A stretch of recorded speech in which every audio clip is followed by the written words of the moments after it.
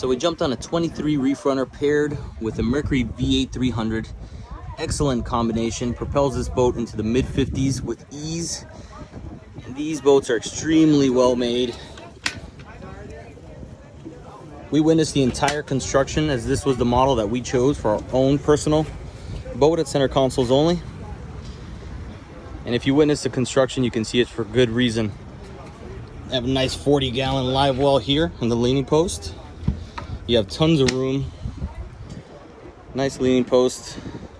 Console. This is their sea trial boat. You can see the nice space they have here in the console. Very roomy for a 23-footer.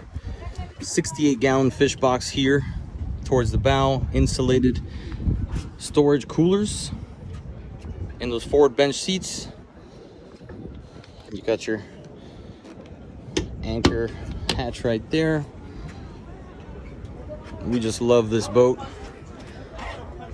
and it could not be paired any better than with that V8 300 back there. Performs extremely well, pushes this boat great.